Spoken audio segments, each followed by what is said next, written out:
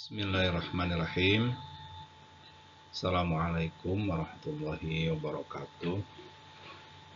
Innal hamdalillah nahmaduhu wa nasta'inuhu wa nastaghfiruh wa na'udzu billahi min syururi anfusina wa min sayyiati a'malina.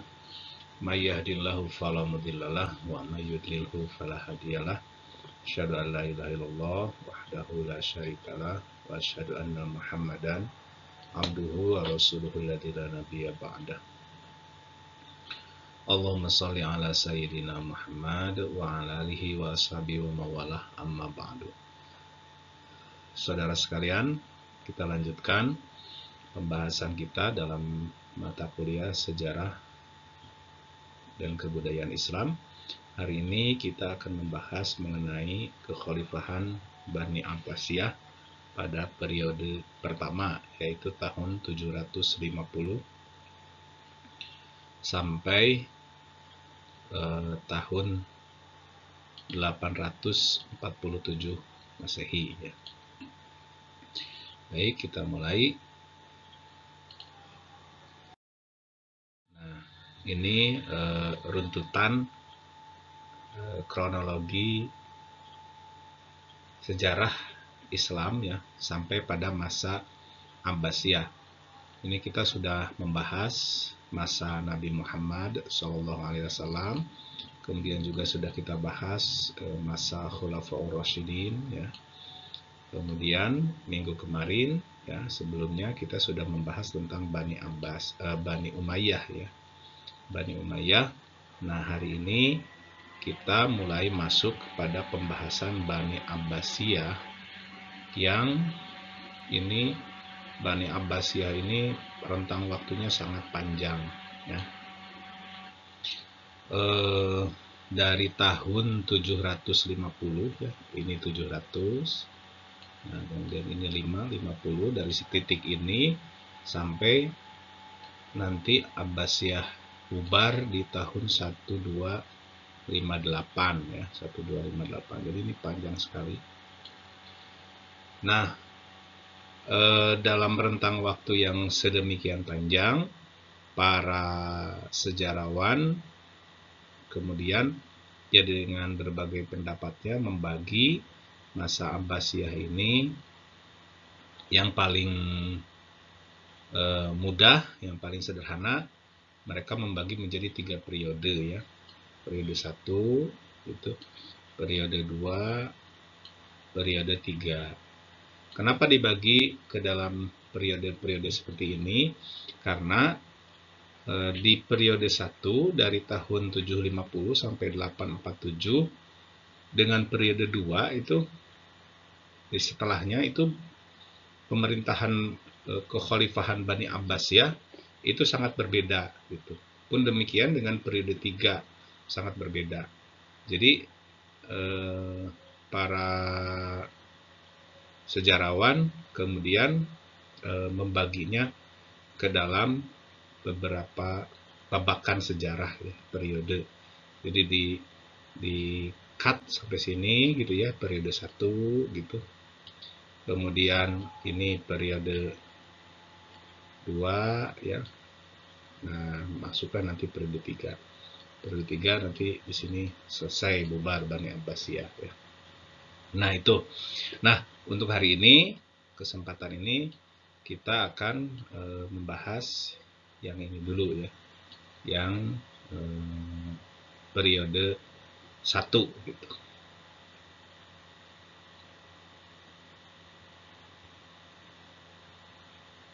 Ya. Baik. Berikutnya, saudara sekalian, ya, kita masuk pada pembahasan Bani Abbasiyah periode pertama. Ini poin-poin ya, poin-poin yang akan dibahas hari ini. Kita bahas, yaitu pertama kita melihat dari segi silsilah ya, silsilah Abbasiyah. Kemudian yang kedua tentang perpindahan kekuasaan atau perebutan kekuasaan dari Bani Umayyah ke Bani Abbasiyah. Berikutnya Yang ketiga akan dibahas tentang khalifah-khalifah yang memerintah, yang berkuasa selama periode 750 sampai 847. Nah, berikutnya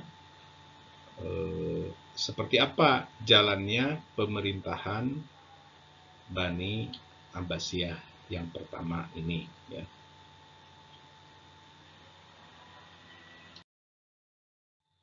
Baik.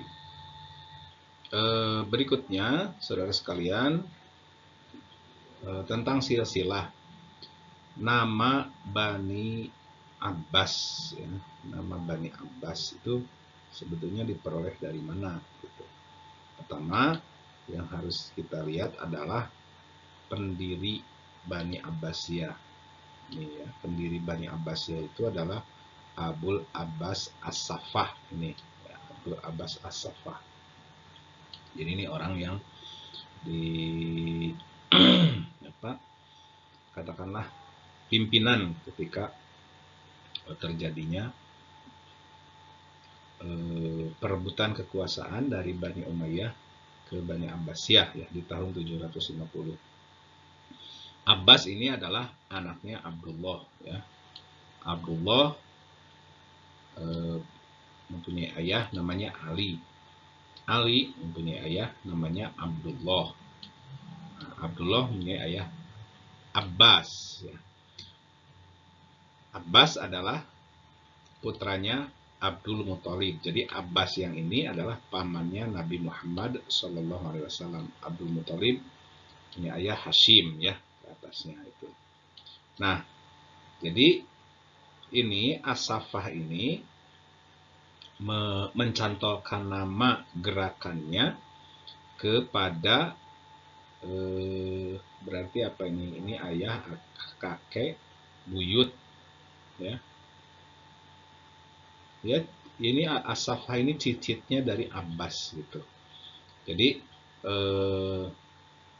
gerakan ini dicantolkan ke nama cicitnya yaitu Abbas. Dan yang sezaman dengan Nabi Muhammad ya selain pamannya Abbas adalah Abdullah. Kita sering mendengar dalam hadis diriwayatkan dari Ibnu Abbas. Nah, yang dimaksud Ibnu Abbas itu ini Abdullah bin Abbas gitu. Nah, ini keturunan dari sinilah yang kemudian di masa tahun 750 mengadakan gerakan untuk merebut kekuasaan dari Bani Umayyah gitu ya. Memang kalau dilihat dari segi genealogi ya, mereka ini masih keluarga Nabi Muhammad SAW, walaupun bukan keturunan Kanjeng Nabi secara langsung ya, As-Saffah ini, tapi setidaknya kalau dilihat ke atas mereka juga adalah keturunan dari Bani Muthalib atau Bani Hashim. Nah, maka ini isu tentang Bani Hashim ini kemudian juga menjadi bahan bagi mereka untuk melakukan propaganda ya. Kalau Bani Umayyah kan tidak ada, bukan bagian dari Bani Hashim gitu. Nah, mereka ini dalam propagandanya mengangkat juga ini isu tentang Bani Hashim. Nah, berikutnya saudara sekalian, seperti apa proses perebutan kekuasaan dari Bani Umayyah ke Bani Abbas atau perpindahan kekuasaannya? Ini perpindahan kekuasaan ini dimulai dengan propaganda ya oleh Bani Abbas. Tadi para cucu keturunan Abbas itu melakukan propaganda. Ini beberapa isu yang diangkat oleh mereka. Satu, mengenai keluarga Nabi ya. Kita sudah lihat dari slide sebelumnya tentang hubungan mereka dengan Nabi Muhammad SAW, terutama ketemu di kakek Nabi Muhammad di Abdul Muthalib ya, atau lebih ke atas lagi menjadi Hashim ya, Bani Hashim. Dan inilah salah satu isu yang cukup mengena gitu ketika diangkat, karena dapat dikatakan keluarga Nabi itu ketika Bani Umayyah berkuasa itu katakanlah tidak memperoleh posisi yang sebagaimana mestinya gitu. Padahal seperti yang kita lihat bahwa Bani Hashim atau keluarga Nabi secara keseluruhan itu mengalami ketika perjuangan Islam awal-awal itu mengalami penderitaan yang sedemikian hebat gitu. Tapi ketika Islam berjaya, terutama di masa Bani Umayyah, itu malah mendapatkan posisi yang tidak menguntungkan gitu. Bahkan dapat dikatakan tersingkir. Nah, maka isu ini kemudian menjadi isu yang sangat menarik gitu, diangkat oleh Bani Abbasiyah gitu. Isu keluarga Nabi, isu keluarga Hashim gitu, yang katakanlah mereka mempropagandakan yang lebih berhak atas kekuasaan Islam. Nah, ini propagandanya. Terus gitu di akhir-akhir masa Bani Umayyah ini dilakukan itu. Terus masyarakat, ya kalau sekarang dengan berbagai media dengan selebaran mungkin ya. Ya di masa itu juga mungkin selebaran sudah ada, tapi lebih banyak dalam bentuk propaganda lisan gitu. Nah, ini ada dua kota pusat yang dijadikan basis untuk melakukan propaganda, yaitu Kufah dan Khurasan. Kufah ini sebuah kota di Irak kalau sekarang, ya.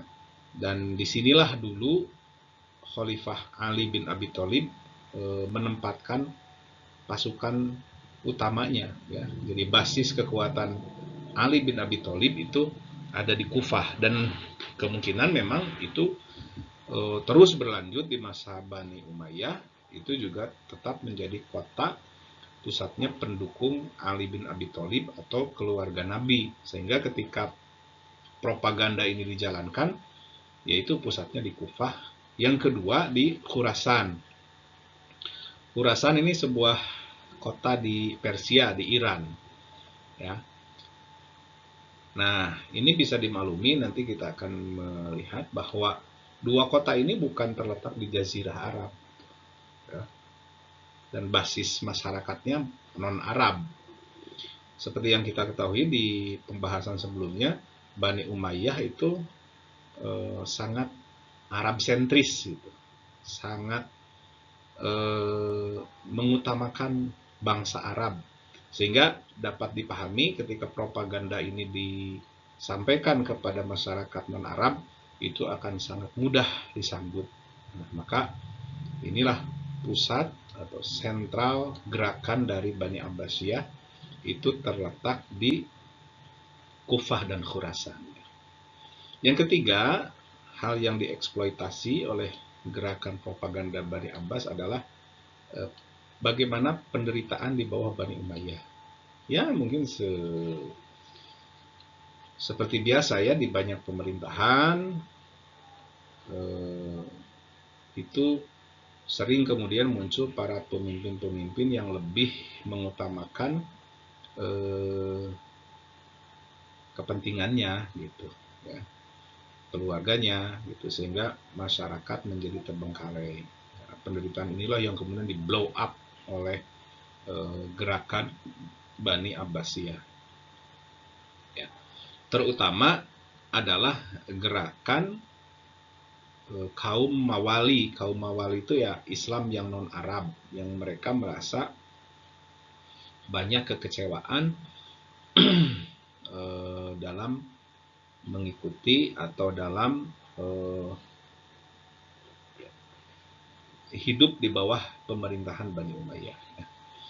Nah, berikutnya yang berkaitan dengan propaganda ini adalah tokoh-tokohnya. Ada dua tokoh utama propaganda ini yang luar biasa berpengaruh bagi gerakan Bani Abbasiyah, yaitu Muhammad bin Ali dan Abu Muslim al-Khurasani. Kalau Muhammad bin Ali ini pamannya Abul Abbas As-Saffah. Nah, sementara kalau Abu Muslim ini adalah orang Persia, orang Khurasan yang masuk Islam, makanya namanya Abu Muslim al-Khurasani.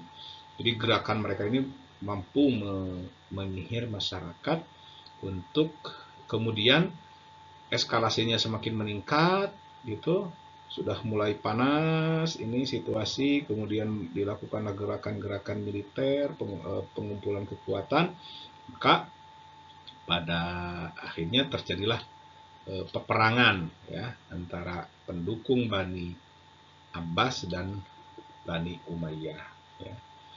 Jadi di sekitar tahun 750-an itu perang Bani Abbas Bani Umayyah. Nah,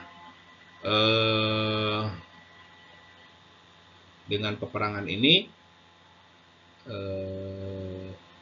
Damaskus bisa dikuasai, bisa dihancurkan, keluarga Bani Umayyah bahkan beberapa dibunuh oleh Bani Abbasiyah, sebagian melarikan diri ke Spanyol, ke Andalusia yang juga merupakan wilayah Islam saat itu ya. Nanti kita lihat di petanya.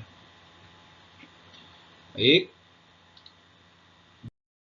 Berikutnya inilah khalifah-khalifah Bani Abbasiyah pada periode pertama antara 750 sampai 847.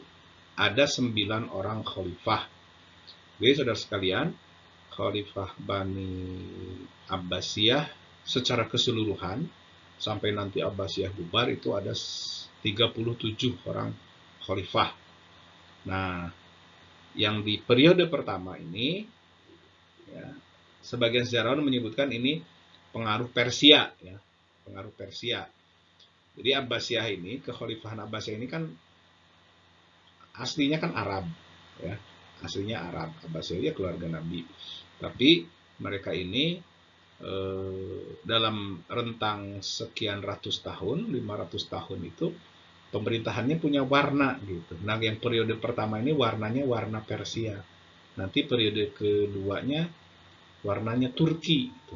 Turki Persia, Turki Persia gitu. Nah, yang periode pertama ini warnanya warna Persia, pengaruh Persia gitu. Ada Abul Abbas, ada Abu Ja'far, ada Al-Mahdi, Al-Hadi, Harun Ar-Rasyid, Al-Amin, Al-Ma'mun, Al-Mu'tasim, dan Al-Wathiq. Nah, saudara sekalian, inilah yang disebut masa-masa keemasan Islam itu letaknya ada di khalifah-khalifah ini. Gitu. Ya. Jadi kalau kita sering menyebutkan Islam, kejayaan Islam itu ini salah satu yang katakanlah dapat dikatakan paling menonjol gitu ya di masa 9 orang khalifah ini dalam seluruh perjalanan sejarah umat Islam.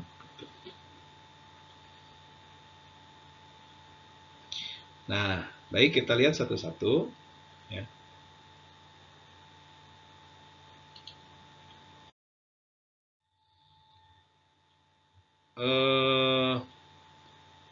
Yang pertama adalah Abul Abbas As-Saffah ya. Abul Abbas As-Saffah ini adalah khalifah yang pertama dan dia hanya berkuasa selama 4 tahun. Ini sangat sebentar, bahkan meninggalnya di usia 33 tahun. Jadi usia sangat muda, sudah jadi panglima perebutan kekuasaan, kemudian menjadi khalifah. Nah, hanya sayang di usia 33 tahun meninggal. Nah, berikutnya ya, Abdul Abbas ini sebagai pendiri Abbasiyah ya, Bani Abbasiyah, dan pemerintahan yang selama 4 tahun ini belum stabil karena masih terjadi mungkin ya pergesekan-pergesekan dengan pendukung Bani Umayyah ya, belum sepenuhnya Islam atau kekuatan Bani Abbasiyah saat itu belum sepenuhnya bisa menguasai seluruh wilayah yang ditinggalkan oleh Bani Umayyah. Nah, barulah di khalifah yang kedua di masa Abu Ja'far Al-Mansur ya. Abu Ja'far Al-Mansur ini memang berkuasanya sangat lama, 21 tahun ya. Nah, tadi sudah disebutkan juga bahwa pemerintahannya atau Abu Ja'far ini mengatur pemerintahannya dengan gaya Persia ya. Sistem administrasinya macam-macam seperti itu. Kalau Bani Umayyah tadi mungkin lebih bergaya Romawi Bizantium ya, karena Damaskus itu wilayah bekas jajahan Bizantium, tapi dia sangat Arab sentris gitu. Nah, kalau ini Bani Abbasiyah, Abu Ja'far itu mengatur pemerintahannya seperti gaya Persia, yaitu kerajaan Persia gitu, yang sebelumnya berkuasa di wilayah itu, di wilayah Kufah itu. Jadi nah ketika Abu Abbas itu ibu kotanya masih di Kufah. Nah, di masa inilah Abu Ja'far al-Mansur membangun Baghdad sebagai ibu kota. Dan Baghdad ini sebuah kota yang sangat istimewa saat itu, dilakukan dengan kajian luar biasa bagaimana posisi sungai, posisi macam-macam, dan dia dibangun lebih dulu sebelum ditempati itu. Jadi salah satu kota yang perencanaannya luar biasa, dibangun dengan benar-benar gitu. Nah itu Baghdad gitu, Baghdad. Nah jadi Abu Ja'far bertempat di Kufah, Baghdad dibangun dengan berbagai fasilitasnya, dengan berbagai hal-hal yang diperlukan sebagai ibu kota. Baru setelah selesai itu kemudian ditempati. Nah, di masa Abu Ja'far ini juga Bani Umayyah Spanyol berdiri memisahkan diri. Nah, seperti tadi saya singgung, sebagian keluarga Bani Umayyah yang di Damaskus itu untuk menghindari pengejaran, untuk menghindari pembunuhan oleh tentara Bani Abbasiyah, ada yang melarikan diri sampailah di Spanyol ya, yang merupakan salah satu provinsinya Bani Umayyah gitu. Nah, ketika mereka sampai di sana, tokohnya Abdurrahman Ad-Dakhil, ketika sampai di sana kemudian dimintalah oleh masyarakat muslim Spanyol untuk memimpin kekhalifahan, atau waktu itu belum mendeklarasikan sebagai khalifah, tapi menjadi pemimpin di Spanyol. Dan Bani Umayyah Spanyol berdiri, dan dia memisahkan diri dari Bani Abbasiyah di Baghdad. Maka sejak saat ini, saudara sekalian, sejak kekhalifahan Abu Ja'far al-Mansur ini secara resmi, dunia Islam itu terpisah gitu. Ada disintegrasi, ada perpisahan antara Bani Umayyah dan Bani Abbasiyah. Dan kita melihat di Bani Umayyah itu seluruh wilayah Islam bersatu. Di masa Khulafaur Rasyidin juga begitu ya. Nah, mulai disinilah muncul ada di Baghdad Bani Abbasiyah, di Spanyol Bani Umayyah ya. Nah, ya, berikutnya tentang putra mahkota ini. Jadi setelah memerintah selama 21 tahun, Abu Ja'far mengangkat 2 orang putranya untuk menggantikan dirinya, yaitu Al-Mahdi dan Isa. Nanti kita lihat ini ada efeknya pengangkatan putra mahkota lebih dari satu gitu. Nah, wafatlah Abu Ja'far, kemudian yang naik adalah Al-Mahdi. Al-Mahdi ini berkuasa selama 10 tahun ya. Nah, di masa inilah awal kemajuan Bani Abbasiyah ya. Karena dasar-dasarnya sudah diletakkan oleh Abu Ja'far al-Mansur sebelumnya. Mulailah ada kemajuan-kemajuan, dan kemudian ketika itu dia wafat ketika berburu rusa katanya, karena memang para khalifah biasa ada kegiatan berburu ya. Nah, sebelumnya Al-Mahdi ini sudah mengangkat 2 putra mahkota, yaitu Hadi dan Harun. Ya. Hadi dan Harun. Hadi kakaknya, Harun adiknya, ya sudah diangkat. Nah, bagaimana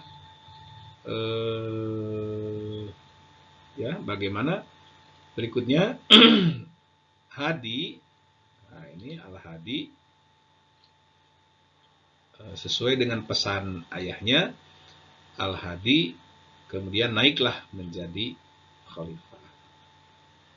Tapi ya manusia selalu saja ada keserakahan. Jadi dalam kekuasaannya ini, dalam pemerintahannya, dia malah ingin menyingkirkan Harun ar-Rasyid karena wasiat dari ayahnya, ketika Hadi wafat nanti maka kekuasaan harus diserahkan kepada Harun. Nah, tapi karena dia tidak mau, ingin menyerahkan kekuasaan kepada anaknya, maka dia ingin membunuh Harun. Tapi tidak berhasil, malah Hadi lah yang terbunuh. Maka naiklah Harun ar-Rasyid menjadi khalifah. Dan inilah puncak kemakmuran Bani Abbasiyah. Jadi Harun ini berkuasa 23 tahun, lama sekali. Dan disinilah puncak kekuasaan atau kemakmuran Bani Abbasiyah. Banyak cerita di sini, termasuk salah satunya mungkin yang kita kenal adalah seperti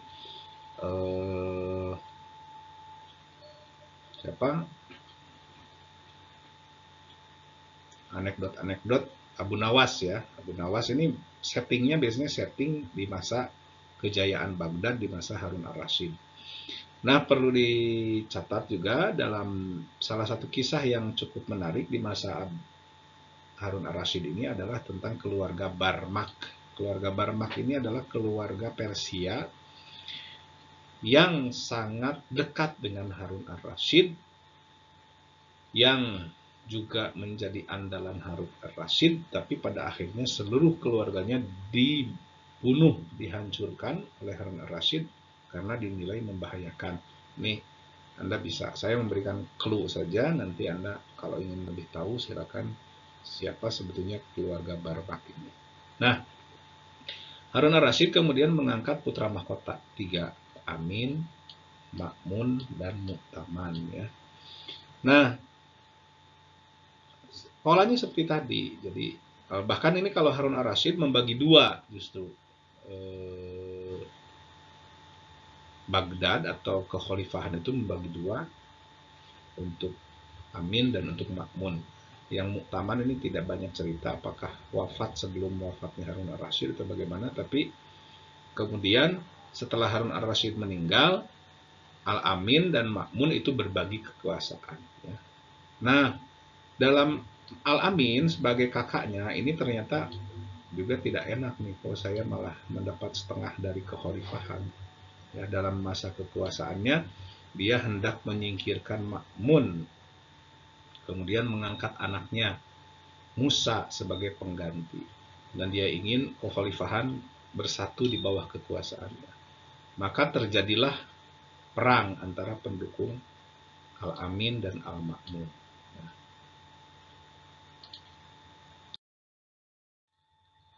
Siapa yang meninggal, yang kalah? Ya, Al-Amin kalah, maka kemudian pemerintahan dilanjutkan oleh Al-Ma'mun.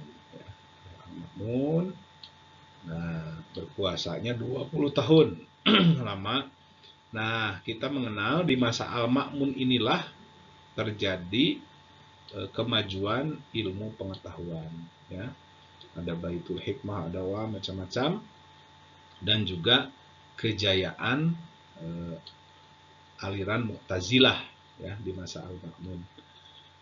Jadi Al-Ma'mun ini seorang khalifah yang sangat cinta ilmu pengetahuan. Nah, setelah Al-Ma'mun wafat, digantikan oleh anaknya Al-Mu'tasim. Al-Mu'tasim ini juga masih mewarisi kejayaan, kehebatan Bani Abbasiyah, termasuk kemajuan ilmu pengetahuan yang diwariskan oleh kakek-kakeknya yang sebelumnya. Nah, dia berkuasa 9 tahun. Nah, di masa inilah terjadinya mihnah. Mihnah itu apa ya? ya semacam, karena tadi tentang Mu'tazilah itu, Mu'tazilah meyakini Al-Quran sebagai makhluk, dan ini sangat terkenal dalam kajian ilmu kalam ya.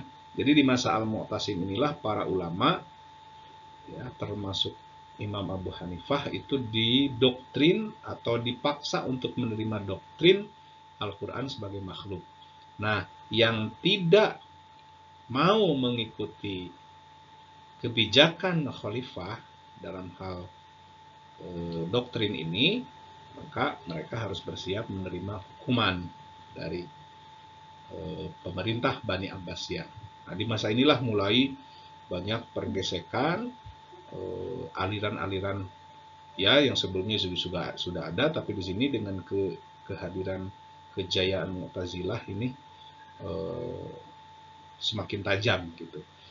Nah, di masa Al-Mu'tasim ini khalifah sudah mulai tergantung kepada perlindungan tentara Turki. Jadi, saudara sekalian, tentara Turki ini adalah tentara yang direkrut dari budak-budak atau hamba sahaya orang Turki yang itu kemudian menjadi andalan khalifah dalam kekuasaannya. Dan ini pada ujungnya atau pada periode berikutnya justru membahayakan dan memberatkan. Termasuk ini Khalifah Al-Wathiq ya, yang berkuasa selama 5 tahun. Nah, Al-Wathiq ini dapat dikatakan tersandra oleh kebijakan ayahnya mengenai tentara Turki. Jadi kalau kita mungkin sekarang sudah banyak keputusan-keputusan ayahnya, SK-SK yang sudah ditandatangani berkaitan dengan posisi tentara ini, maka Al-Wathiq sudah tidak bisa apa-apa gitu. Nah, ini sudah mulai terasa nih kemunduran Bani Abbasiyah. Maka terjadilah banyak korupsi, dan pada akhirnya setelah dia merasa pemerintahannya tidak bisa berjalan dengan efektif, di akhir masa hidupnya Al-Wathiq sudah tidak mau atau menolak mengangkat putra mahkota. Dapat dikatakan, buat apa mengangkat putra mahkota? Toh semuanya sudah diatur oleh tentara Turki yang diangkat oleh ayahnya Al-Mu'tasim. Maka sekalian, periode berikutnya khalifah-khalifah Bani Abbas itu sepenuhnya diangkat dan diturunkan oleh tentara Turki, oleh para pengawal yang diangkat ya. Nah, ini awalnya di zaman Al-Mu'tasim. Nah, baik, berikutnya seperti apa sih ciri khas pemerintahan Abbasiyah pada periode pertama ini? 1, tidak Arab sentris, tidak berpusat di Arab, tidak seperti Bani Umayyah ya, yang selalu mengutamakan bangsa Arab. 2, Bani Abbas ini menganggap bahwa kekuasaan mereka sebagai khalifah adalah hak dari Allah Subhanahu wa taala. Sehingga pemerintahannya dibangun di atas landasan teokrasi gitu. Jadi jabatan khalifah adalah jabatan dari Allah Subhanahu wa taala. Nah, kemudian yang berikutnya, yang ketiga, pemerintahan lebih dipengaruhi gaya Persia ya. Itu karena ibu kotanya di Persia dan kuat sekali warna Persianya. Nah, ini ciri khasnya berikutnya memakai gelar imam ya. Ada Al-Mahdi, Al-Hadi, Al-Rashid, ya gitu-gitu, itu gelar kekhalifahannya, Al-Mansur gitu. Nah, ketika pelantikan, maka mereka menggunakan 2 peninggalan Nabi Muhammad sebagai bentuk sakralitas mungkin ya. Ada tongkat dan mantel Nabi. Ini klaim mereka itu adalah tongkat dan mantel Nabi yang digunakan dalam pelantikan khalifah gitu. Ya, kalau di Indonesia semacam benda pusaka mungkin lah ya. Baik, berikutnya ini yang jadi persoalan di Bani Abbas periode pertama ini adalah selalu mengangkat putra mahkota lebih dari 1 gitu, baik anak ataupun adik. Ini kan menyimpan potensi konflik. Mungkin sisi positifnya adalah jika ada salah satu putra mahkota yang meninggal, jadi tidak sulit mencari pengganti. Tapi itu jika putra mahkotanya hidup semua kan merepotkan. Gitu. Ini yang kemudian sering menjadi adanya potensi konflik di Bani Abbas. Nah, baik, terakhir saudara sekalian, ini berapa titik ya yang ya orang yang mempelajari sejarah Islam harus paham lah titik-titik ini. Pertama Mekah ya, ini Mekah, Kanjeng Nabi Muhammad pertama di sini, kemudian hijrah ya ke Madinah gitu. Nah, ini masa Khulafaur Rasyidin di sini. Kemudian ketika masa Bani Umayyah, ibu kota Islam pindah ke Damaskus. Nah, tahun 750 Bani Umayyah bubar, Damaskus bubar. Nah, ibu kota Islam dipindahkan oleh Bani Abbasiyah ke Baghdad. Nah,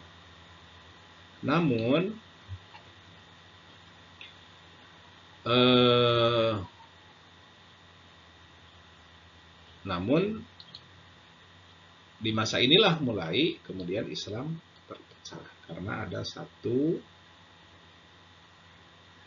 keturunan Bani Umayyah yang melarikan diri ke Andalusia ya, ke sini ke Andalusia. Jadi Andalusia ini kemudian menjadi salah satu titik, ini batasnya di sini. Di wilayah ini terpisah dari Bani Abbasiyah di Damaskus, ini adalah wilayah Bani Umayyah di Andalusia. Maksud saya terpisah dari, jadi Bani Abbasiyah di Baghdad di sini, ya, Bani Umayyah di Damaskus. Sejak saat inilah umat Islam sudah tidak bersatu lagi ya. Baik, demikian saudara sekalian untuk pemaparan hari ini. Terima kasih atas perhatiannya. Assalamualaikum warahmatullahi wabarakatuh.